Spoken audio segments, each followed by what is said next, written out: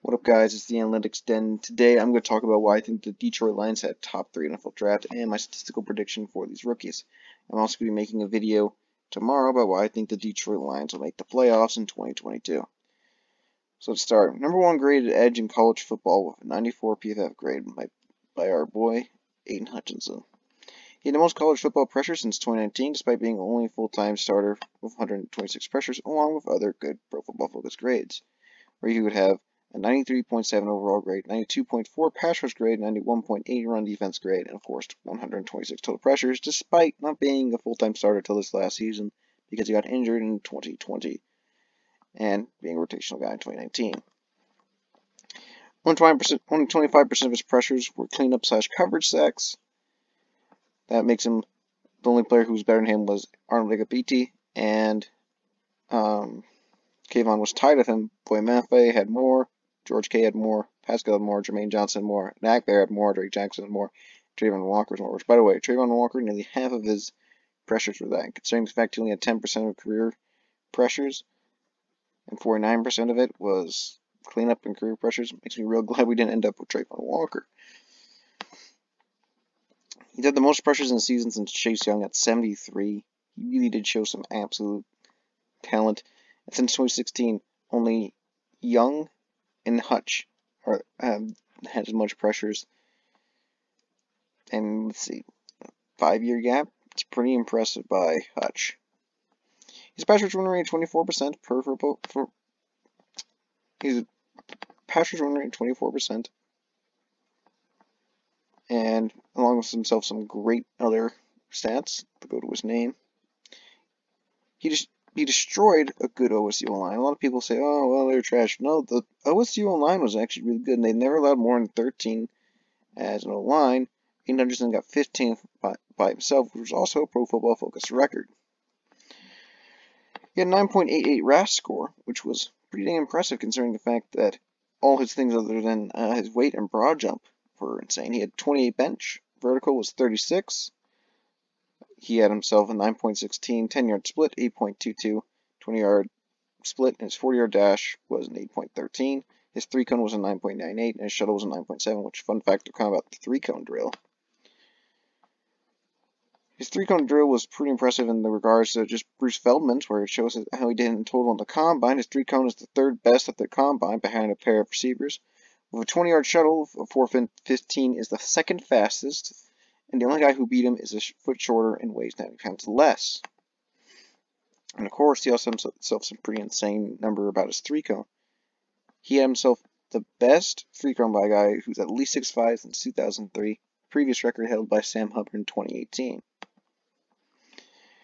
He broke the school record for sacks with 14 and 60 tackles with 2 forced fumbles. He's a great inside pass rush moves and bull rush by Daniel Jeremiah.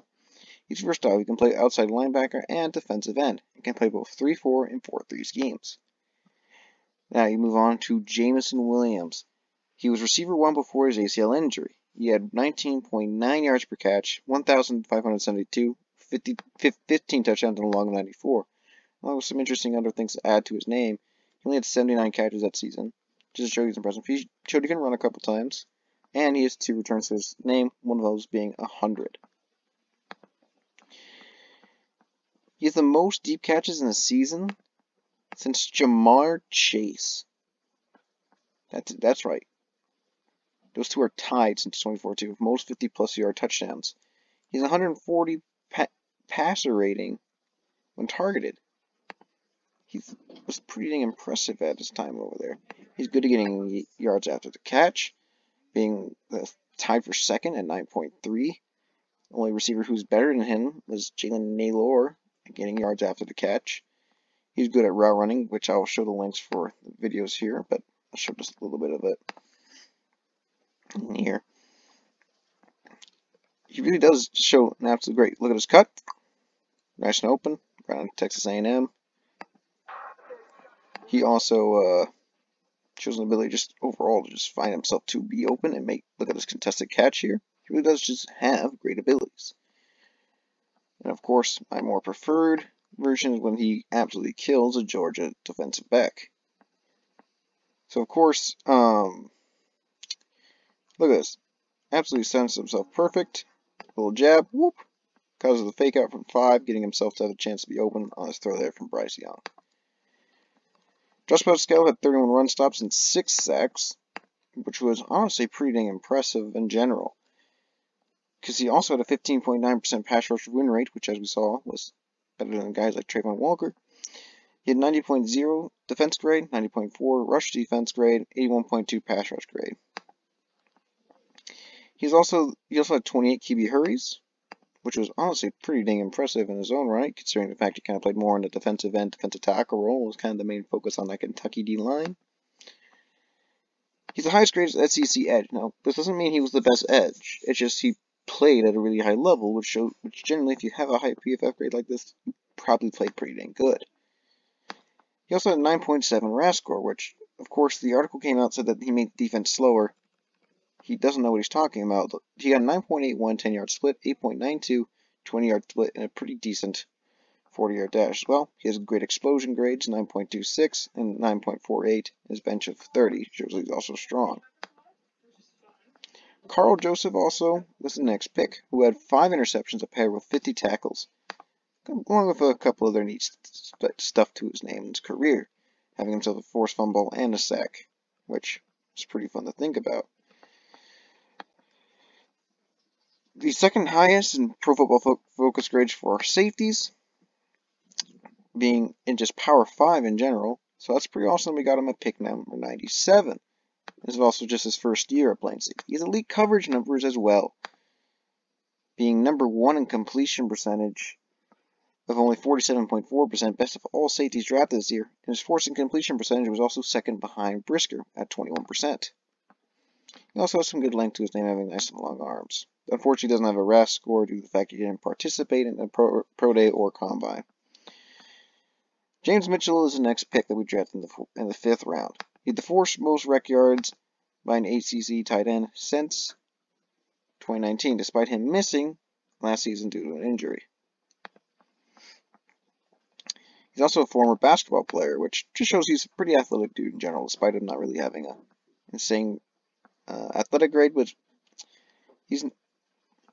it's kind of fun fact about him that I thought I would share, because in fact, there's a couple basketball players that did pretty good, like Antonio Gates. It's called Pro Football Focus's best natural receiving talent, probably at tight end if I had to guess. And that's pretty dang impressive. He also had himself a great game versus the University of North Carolina, getting himself 4 receptions, 103 yards, and 2 total touchdowns, one of those being a rushing touchdown. And look at that. Great focus right there on that catch. And it shows that he's got some good speed to his name.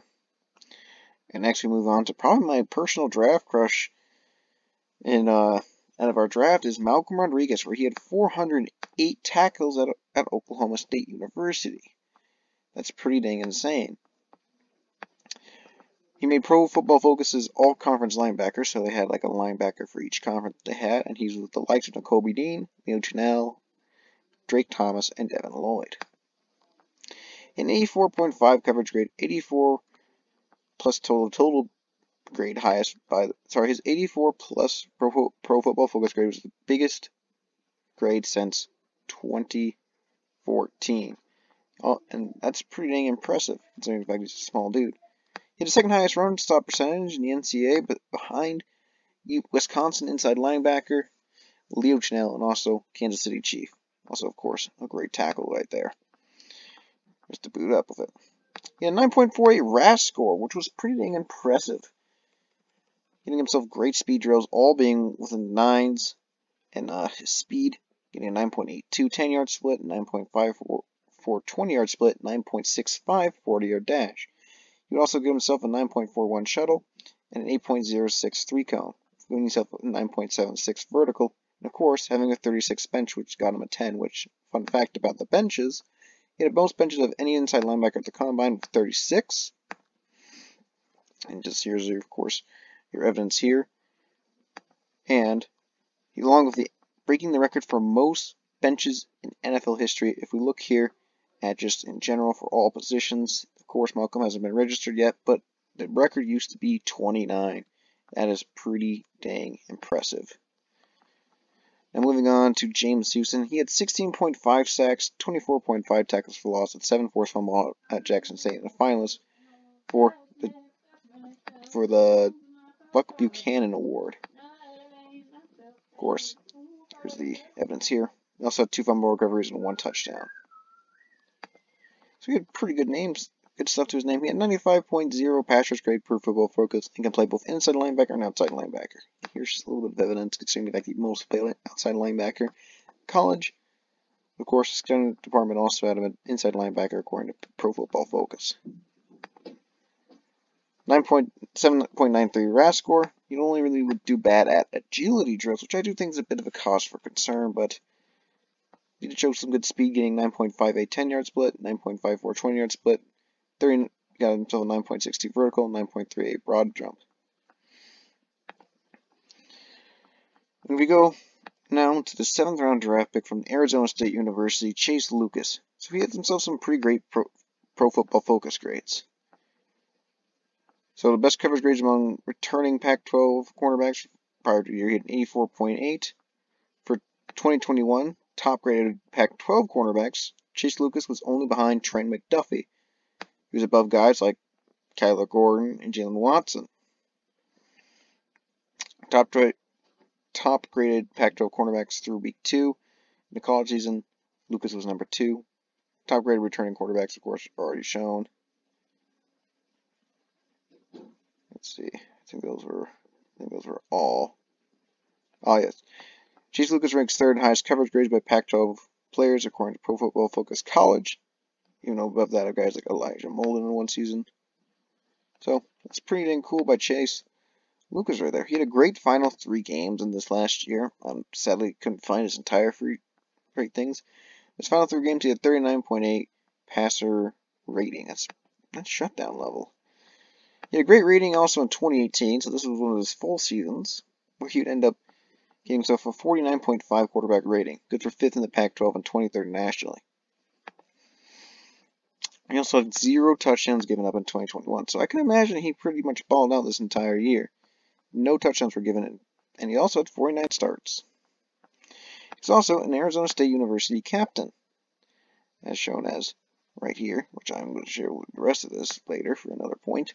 And an 8.9 RAS score, so really showing how much these guys also have really high relative athletic scores.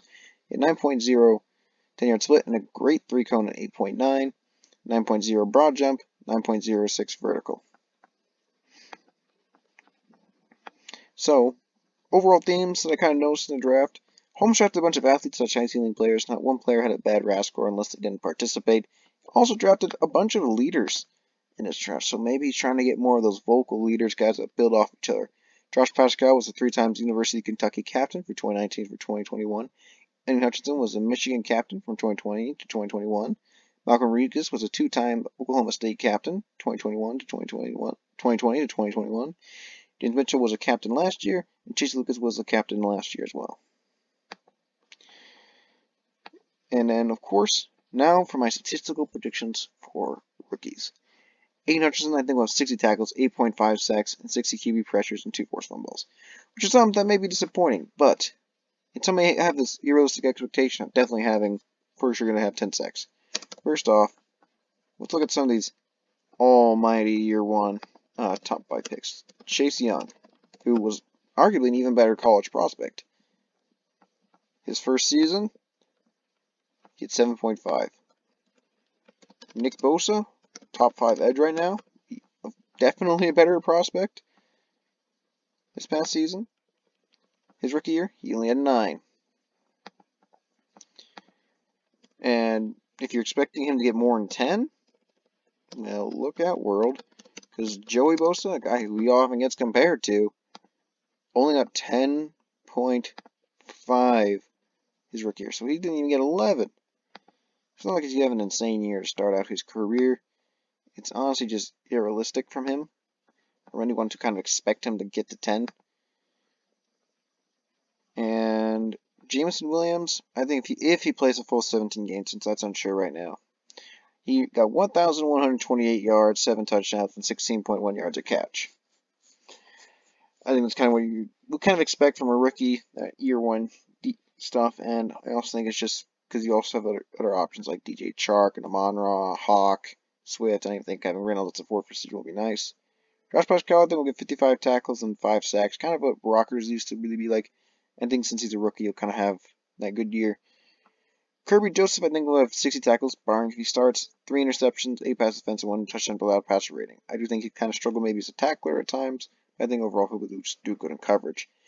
Nate Mitchell will have 412 yards and 3 touchdowns. Malcolm Rodriguez, if he starts, which I really do think he will, of 109 tackles, 2 sacks, 2 touchdowns, and 89 rating. Chase Lucas, if he makes the roster, and I presume as a starter, he'll have 2 touchdowns allowed, 92 rating, and 1 interception. I think he'll have a solid, but not. I think he'll have a good, not great season. And those are my rookie stat predictions. And let me know what you guys think. What do you guys think is the rookie stats predictions for the guys? And I really hope this hyped you up for this NFL draft that the Detroit Lions had. They really addressed everywhere across the positions. They really tried to address that pass rush. Considering the fact that we drafted Aiden Hutchinson and now we also got Josh Pascal, who will play, according to Todd Wash, the 5-tech position. If Levi Onwuzurike lives up to his billing, and you have Josh Pascal and Aiden Hutchinson all playing well, along with all rookie team Lee McNeil, you really got yourself a threatening pass rush. And you really got guys who are also good at stopping the run. Aiden Hutchinson and Pascal will improve against run defense, and so will Malcolm Rodriguez. Overall, this rookie class is definitely an improvement, and I even think I liked it more than last year's NFL draft, which I was pretty high in last year's draft. And I really think he's going to have big things. If I had predictions for some of these guys for career, I really do think Aiden Hutchinson will be kind of like Max Crosby, but he'll get more sacks. Jameson Williams, I think, will be I think he can be a top 12 receiver. Pascal, I think he's going to be what Deshaun Hand was his rookie year. I think he's going to be a healthy Deshaun Hand. I think he's going to be disruptive in the pass rush, but absolutely dominant in the run defense. Kirby Joseph, I think, can be an absolute ball hawk at strong safety. I think he's going to be that good hybrid player. James Mitchell, I don't think he'll be anything more than number 2. I think he's just a bit small for it. And, of course, he's always going to be behind T.J. Hawkinson. Malcolm Rodriguez, I really do think he's going to be a good player. I think that's kind of what stat line, though, that you're going to get from him. Chase Lucas, I don't know if he'll make the roster, considering the fact we have Mike Hughes. But I do think that he could be a guy who can compete for that slot spot and can honestly produce. James Houston, I think he's a project player. I think there's no way he even has a chance of having production unless injury, knock on wood.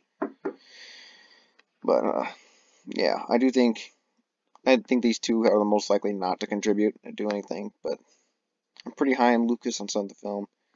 But tomorrow's going to be my video on why I think the Detroit Lions will make the playoffs, and I'll have my statistical prediction / 53-man roster predictions tomorrow. I love you guys, and tomorrow's going to be my final video before I officially take off my time for the mission. Love you guys. One pride, go Lions.